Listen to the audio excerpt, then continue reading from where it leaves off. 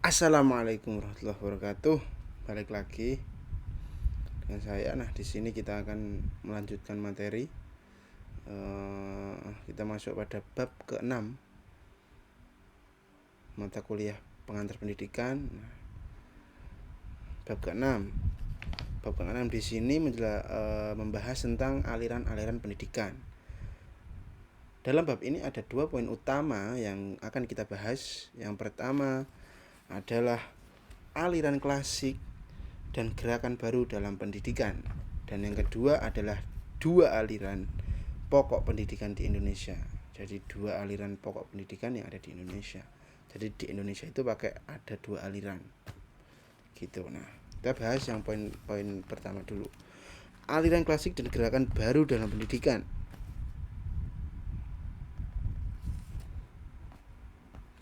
Nah,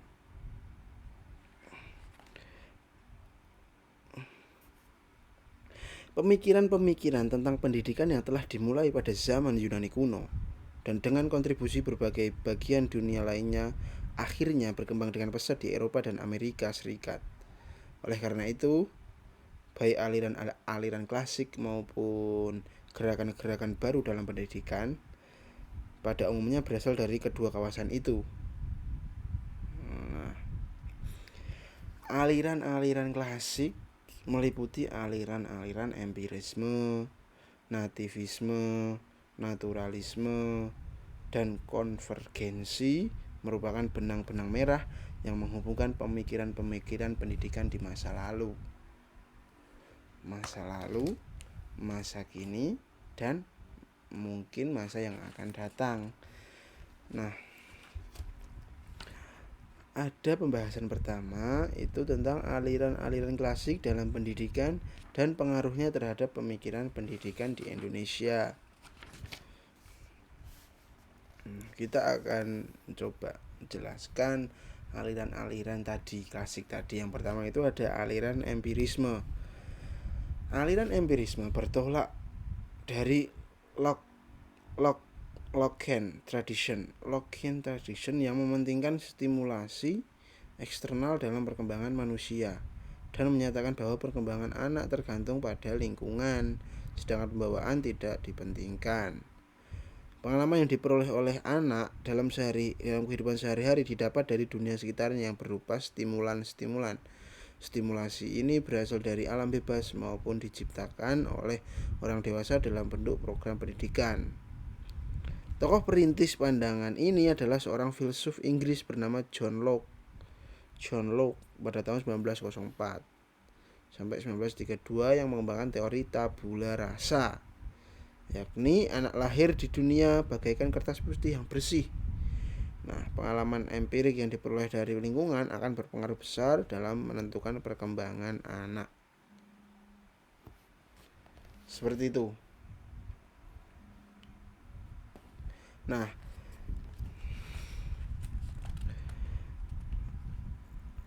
itu aliran empirisme. Yang kedua adalah aliran nativisme. Aliran nativisme bertolak dari Leibnizian tradition yang menekankan kemampuan dalam diri anak sehingga faktor lingkungan termasuk faktor pendidikan kurang berpengaruh terhadap perkembangan anak. Hasil perkembangan tersebut ditentukan oleh pembawaan yang sudah diperoleh sejak kelahiran. Lingkungan kurang berpengaruh terhadap pendidikan dan perkembangan anak. Hasil pendidikan tergantung pada pembawaan. Schopenhauer, filsuf Jerman. Jadi ini dikemukakan oleh siapa ini namanya? Schopenhauer, saya nggak tahu cara pengucapannya. Nah, berbeda dengan tadi yang pertama aliran empirisme yang lebih condong pada bahwa anak itu berkembang itu karena lingkungannya. Nah, kalau aliran nativisme itu dia berpendapat bahwa anak dapat berkembang itu karena bawaan dari orang tuanya atau dari lingkungan keluarganya. Jadi jadi lingkungan keluarga itu menjadi faktor utama perkembangan pengetahuan seorang anak. Nah, itu seperti itu. Kemudian aliran naturalisme. Saya bacakan. Pandangan yang ada persamaannya dengan nativisme adalah aliran naturalisme. Nativisme. Nah, yang dipelopori oleh seorang filsuf Prancis yang bernama J.J. Rousseau tahun 1712 sampai 1778. Berbeda dengan Schopenhauer, Rousseau berpendapat bahwa semua anak yang baru dilahirkan mempunyai pembawaan buruk. Pembawaan baik anak akan menjadi rusak karena dipengaruhi oleh lingkungan. Rousseau juga berpendapat bahwa pendidikan yang diberikan orang dewasa malahan dapat merusak pembawaan anak yang baik itu. Aliran ini juga disebut negativisme karena berpendapat bahwa pendidikan wajib membiarkan pertumbuhan anak pada alam. Jadi dengan kata lain pendidikan tidak diperlukan.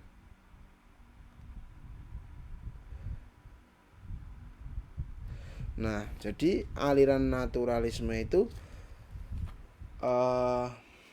dia berpandangan bahwa J.J. Rousseau itu berpandangan bahwa anak kalau belajar sama orang dewasa itu nanti jadi jelek. Dia harus belajar di alam. Dia nggak boleh belajar di sekolah atau di mana. Nah, di pandangan ini itu kayak Tarzan malah ya. Jadi Tarzan itu tinggalnya di alam gitu, di hutan. Nah, seperti itu. Ini aliran naturalisme. Nah, kemudian yang keempat ada aliran konvergensi. Perintis aliran ini adalah William Stern tahun 1871 sampai 1939. Seorang ahli pendidikan bangsa Jerman yang berpendapat bahwa seorang anak dilahirkan di dunia sudah disertai pembawaan baik maupun pembawaan buruk. Penganut aliran ini berpendapat bahwa dalam proses perkembangan anak, baik faktor pembawaan maupun faktor lingkungan sama-sama mempunyai peranan yang sangat penting. Bakat yang dibawa pada waktu lahir tidak akan berkembang dengan baik tanpa adanya dukungan lingkungan yang sesuai untuk perkembangan bakat itu. Sebaliknya, lingkungan yang baik tidak dapat menghasilkan perkembangan anak yang optimal kalau memang pada diri anak tidak terdapat bakat yang diperlukan untuk mengembangkan itu. Tikus kaget saya. Nah, pada aliran konvergensi ini dia berpendapat bahwa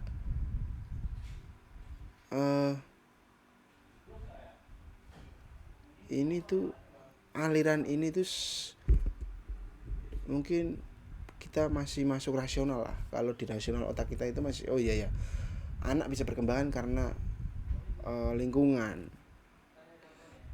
gitu. Tapi perkembangan anak itu tergantung anak itu sendiri. Kalau anak itu sendiri mempunyai bakat mengenai sepak bola, kalau dia masuk pada perkembangan pada lingkungan basket atau apa, nah malah itu tidak akan masuk karena itu harus ada dari anak itu sendiri bakat itu. Nah seperti itu.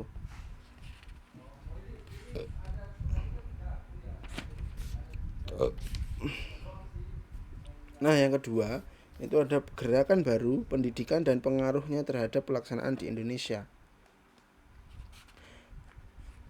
Nah, yang itu ada satu pengajaran alam semesta.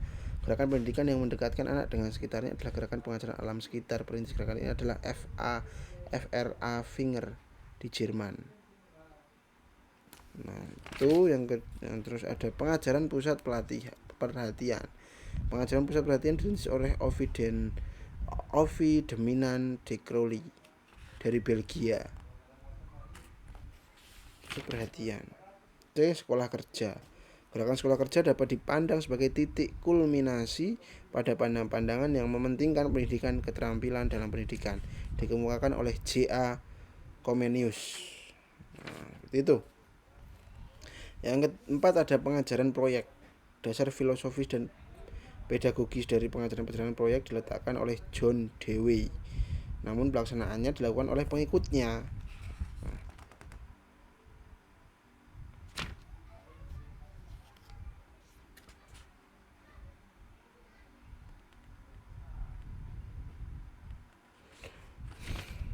Nah, kita masuk pada poin utama yang kedua, yaitu dua aliran pokok pendidikan di Indonesia. Dua aliran pokok pendidikan di Indonesia itu dimaksudkan adalah perguruan kebangsaan taman siswa dan ruang pendidikan INS kayu tanam. Kedua aliran ini dipandang sebagai suatu tonggak pemikiran tentang pendidikan di Indonesia. Namun perlu dikemukakan bahwa prakarsa dan upaya di bidang pendidikan tidak terbatas hanya oleh taman siswa dan INS itu saja. Nah, coba saya jelaskan mengenai perguruan kebangsaan taman siswa. Nah, ini ada sejarahnya nih. Perguruan kebangsaan taman siswa didirikan oleh Ki Hajar Dewantoro pada tanggal 3 Juli 1932 di Yogyakarta, yakni dalam bentuk yayasan. Selanjutnya mulai didirikan Taman Indria, taman kanak-kanak dan kursus guru. Nah, selanjutnya ada Taman Muda atau SD itu. Disusul Taman Dewasa merangkap Taman Guru.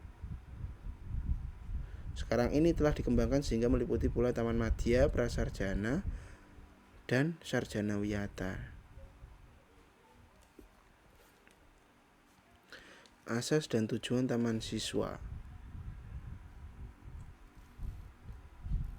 Nah, taman siswa mempunyai 7 asas perjuangan untuk menghadapi pemerintah kolonial Belanda, serta sekaligus untuk mempertahankan kelangsungan hidup yang bersifat nasional. Yang pertama, bahwa setiap orang mempunyai hak mengatur dirinya sendiri dengan mengingat terbitnya persatuan dalam peri kehidupan umum. Yang kedua, bahwa pengajaran harus memberi pengetahuan dan berfaedah yang dalam arti lahir dan batin dapat memerdekakan diri. Yang ketiga, bahwa pengajaran harus berdasar pada kebudayaan dan kebangsaan sendiri. Yang keempat adalah bahwa pengajaran harus disebar luas sampai dapat menjangkau kepada seluruh rakyat. Yang keenam, bahwa sebagai konsekuensi hidup dengan kekuatan sendiri, maka mutlak harus membelanjai diri sendiri segala usaha yang dilakukan. Yang ketujuh atau yang terakhir, bahwa dalam mendidik anak-anak perlu adanya keikhlasan lahir dan batin untuk mengorbankan segala kepentingan pribadi.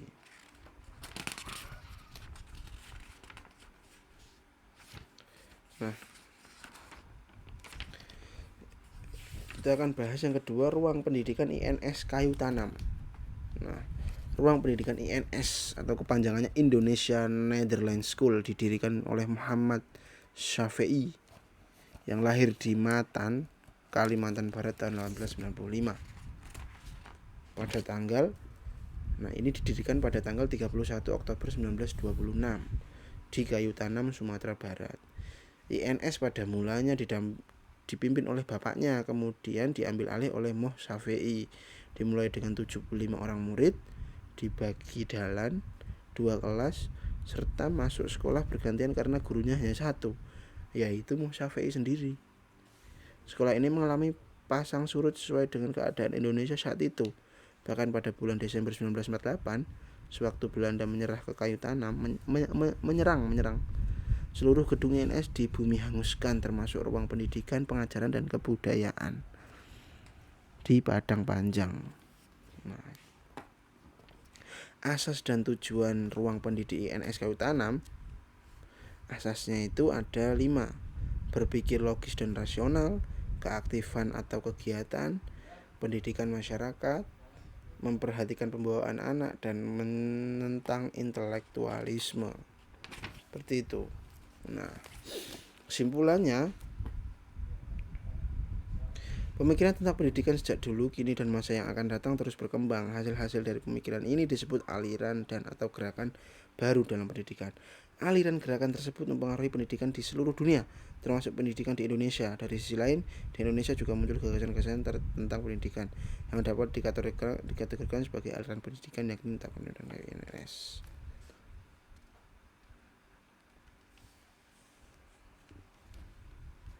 Nah, hal-hal ini sangat penting agar para pendidik dapat memahami dan pada gilirannya kelak dapat memberi kontribusi terhadap dinamika pendidikan itu. Terima kasih. Sekian dari saya. Jika ada kurang, saya mohon maaf. Wassalamualaikum warahmatullahi wabarakatuh.